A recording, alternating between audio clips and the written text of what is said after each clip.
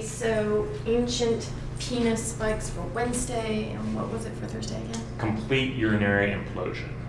Is that sponsorship package? Yeah, part of the 6-part urinary thing.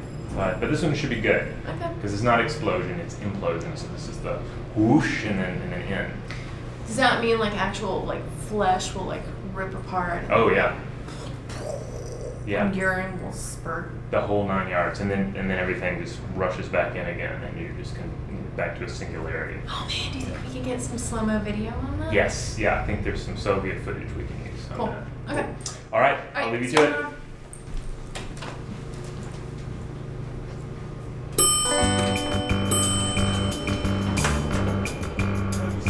The design is they can't be staked in the chest like a typical vampire, only in the side, in the manner of the spear wound of Christ. I have to leave.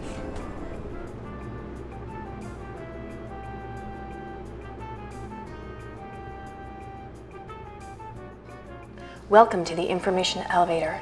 This is Julie Douglas, a co-host of Stuff to Blow Your Mind, a connoisseur of popcorn, and a flourishing player of the accordion. Recently, she graduated from playing tunes like Twinkle, Twinkle, Little Star to the Golden Girls theme, Thank You for Being My Friend, in which she secretly replaces being my friend with eating my friend in a nod to zombies. Bravo, Julie. Bravo. Perhaps at this very moment, Julie is stealing glances at me, wondering at the similarities of our features. Maybe she even wonders if I'm a relative or a long-lost twin she's never known of. How else to explain the mirror image before her? Doppelgängers, of course. Doppelgänger is German for double walker, a kind of mischief-making evil twin in some folklore.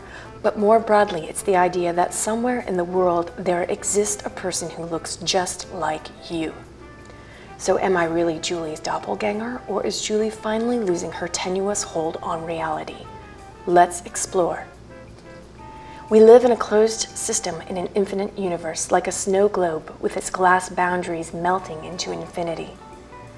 Anthony Aguirre, an associate professor of physics at the University of California, Santa Cruz, says that if you take a finite physical system and a finite set of states, and you have an infinite universe in which to sample them, to randomly explore all of the possibilities, you will get duplicates. We're talking about highly improbable combinations of atoms reassembling themselves into what looks to be a clone. Is this just the stuff of science fiction? Perhaps, but a closer look at humans would tell us the same story. A finite number of genes recycled over and over again in an ever-expanding population, which means the story of humanity is far more simple and interconnected than we ever imagined. Another explanation is that Julie could have a lesion in her insular cortex, the part of the brain involved in perception, self-awareness, and regulating the body's homeostasis. In these cases, patients often hallucinate a double, which is the brain's attempt to integrate the warped information from the insular cortex, resulting in a corrupted sense of self. Or perhaps our Julie has unstable temporal lobes with frequent bursts of electrical activity that we might be able to track with EEG. And if Julie were to put on the God helmet designed by cognitive neuroscientist Michael Persinger, we would see the magnets inside the helmet were manipulating the electrical activity in her lobes, creating a robust hallucination.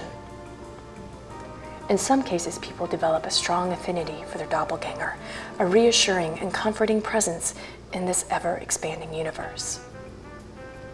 We are here, Julie. We are here together, forever.